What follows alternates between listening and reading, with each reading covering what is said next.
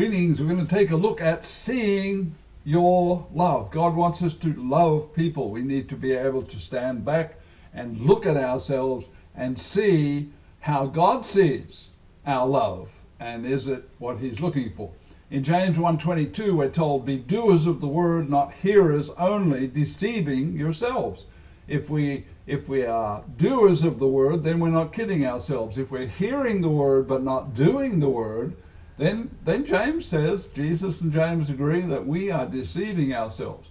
So churchgoers seldom focus on the possibility that Christians could unknowingly be deceiving themselves. We just don't think about it. We just, well, I'm a Christian, it's all going to be great. No, we could be deceiving ourselves if we're not doing what it is we're studying and learning and what Jesus wants us to do. Jesus and James do not want Christians to fall short. So they give this word picture in James 1:23.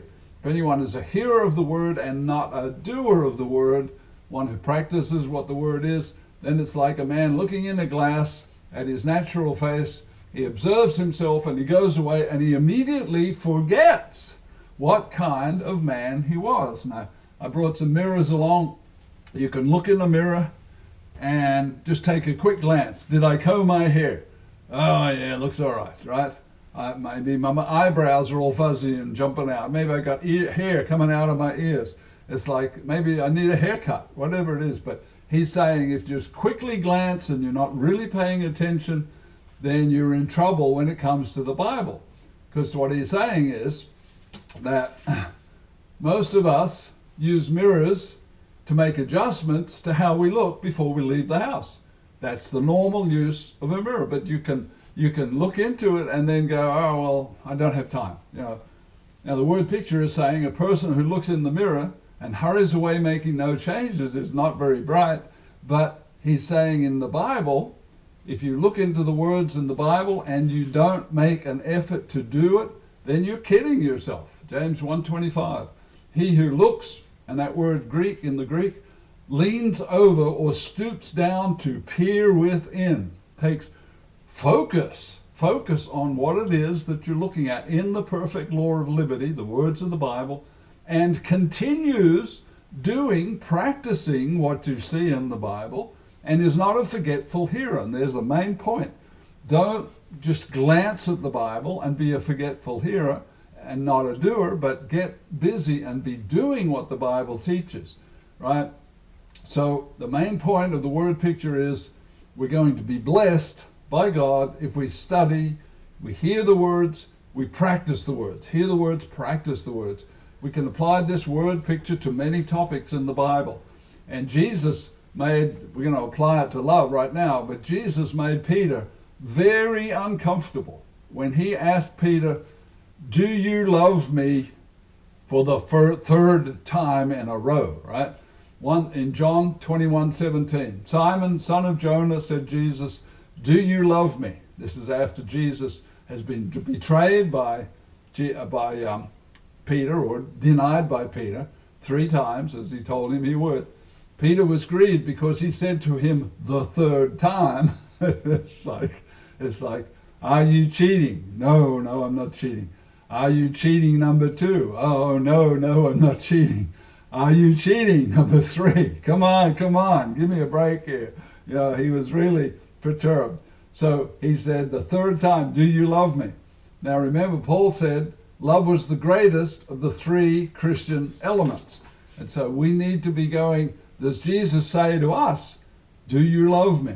All right, 1 Corinthians 13:13. Now abide faith, hope, and love, these 3, but the greatest is love. So of all the 3, this is the one we need to focus on the most.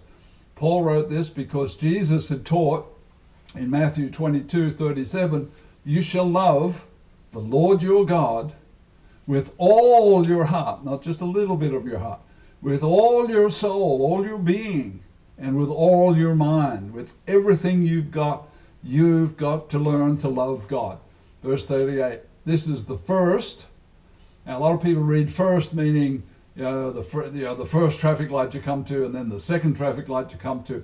No, it can mean top importance, first highest importance. So he says this is the first highest importance and great commandment. And the second is like it. you shall love your neighbor as yourself.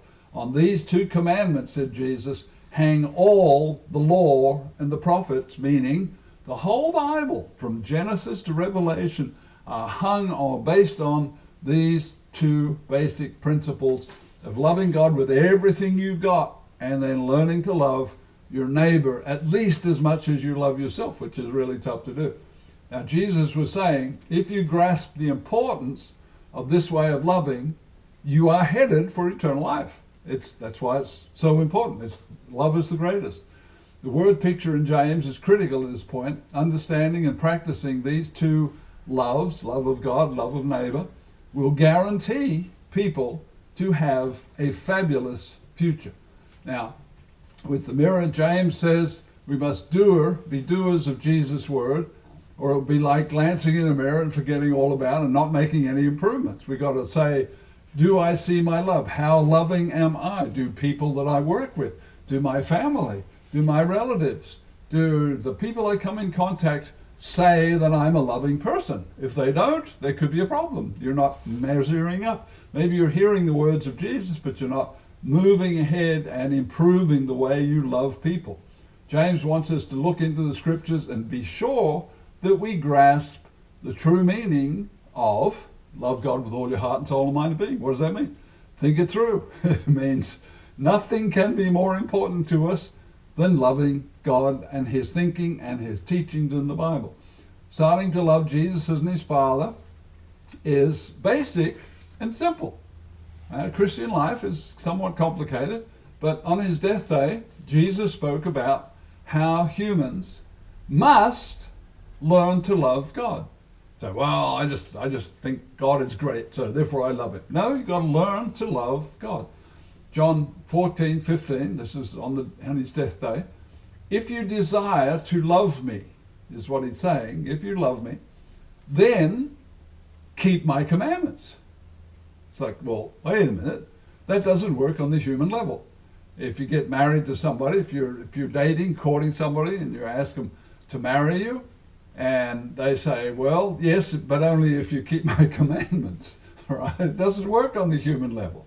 You parents, it doesn't work. We will feed you if you keep my commandments. This is God plane level teaching. And Jesus says, if you want to learn to love me and my Father, you must make yourself keep the commandments. Now, this is why Jesus warned about the commandments of men. Matthew 24:5. For many will come in my name, said Jesus, saying that I, Jesus, am the Christ, and they will deceive many. What? How can that be? What is he saying? He is saying that there are many who are going to be deceived by Jesus' teachers. And most people go, no, Jesus, you must be wrong. That can't be true. That can't be right. I love my Jesus preaching, teaching people. Be careful, because Jesus is saying, watch out. So following the commandments of men is a grave mistake. Jesus explains it this way in Matthew 15:9. In vain they worship me. Oh no, how can that be? How could it be that Jesus worshiping people could be wasting their time? That's what it says. That's what Jesus says. If you want to love Jesus, you have to learn to understand and agree with Jesus' thinking. In vain they worship me, he says, teaching as doctrines of God's church, of Jesus, the commandments of men. What men say are the commandments, right? Most Jesus people are not taught the difference between true worship and the commandments of men worship. And so they're not even sure they exist. Most people don't even give it any thought. Loving Jesus includes protecting against error. Well, that's a new thought, right? If Satan can trick you into a little error, he'll get you a little more off course and a little more off course and a little more off course. And eventually you give up on Jesus and you'll be believing untruths about Jesus. John 14:23. If anyone loves me, says Jesus, he will keep. That word keep in the Greek is keep from escaping or guard against loss. They had Roman soldiers all around them. If you got put in a Roman prison, There were guards 24 hours a day guarding that you didn't break out of prison. There was no way you were going to get out of prison, because if the guard fell asleep and you got away, they killed the guard. So it was, they were going to guard against losing you as a prisoner. So he says, keep from escaping or loss my word, my teachings, and my Father will love him. And we will come to him and make our home, our residence, our staying place with him. The word picture from James is saying, study carefully. Like when you get a mirror and you go, okay, I've got 20, 30 minutes here, I'm going to study carefully. Did I shave properly this morning? How do my glasses look? Did I clean my glasses? Uh-oh, I've got hair coming out of my ears. Look out, oh boy, I really need a haircut. You study, and then you plan to make adjustments to how we love people and how we love God, and ask, are we coming up to the standard Jesus has given us to love God with all your heart and soul and mind and being? The word picture from James is saying, study carefully what God says about love, right? And then be faithful to what we learn. We don't learn it all at once. We learn a little bit, but if we look and we don't want to learn, then we're like a forgetful hearer, or somebody who glances at the mirror and goes on. John the disciple said this about himself in John 19:26. When Jesus, therefore, the disciple whom he loved, standing by, John was saying, I was the disciple who Jesus loved. And Jesus loved John because John listened carefully to the words of Jesus, and then John practiced those words. Later, John wrote this in 2 John 1:6. This is love. John is saying, okay, in 2 John is saying, let me tell you what God love is. And then he says that we walk or behave according to his commandments. Now, commandments of men say you don't have to keep the commandments, which is crazy. God gives commandments, you better do it. If the policeman gives commandments, you better do it. If the judge gives commandments, you better do it, right? This is the commandment that you have heard from the beginning, that you should walk in it, practice it, do it. Jesus praises King David in Acts 13:22. He raised him up for them, King David, to whom he also gave testimony that I have found David, the son of Jesse, a man after my own heart, and notice this, who will do all my will. David studied and learned and did the will of God 99% of the time. Now, most Bible reading people know, well, wait a minute, King David committed adultery. Okay, that's the 1%. And he had somebody killed. Okay, he was a murderer. But most of David's life, he was studying, he was trying to improve and serve God, and he died a faithful man, and now he's going to be like vice president in control of the whole planet Earth when Jesus comes back to the planet. Thousands of Bible words are written about King David, showing why Acts 13:22 is in the Bible. Why God said he's a man after my own heart. We should study King David's life and ask ourselves, do we love God like King David loved God? Now, we're probably never going to measure up to it, but that's a goal, that's an aim. We can say, I want to do more of what King David did and be closer to King David's love for God and a man after God's own heart, and then we're going to be in good shape. If this is our daily practice, we are on the way to eternal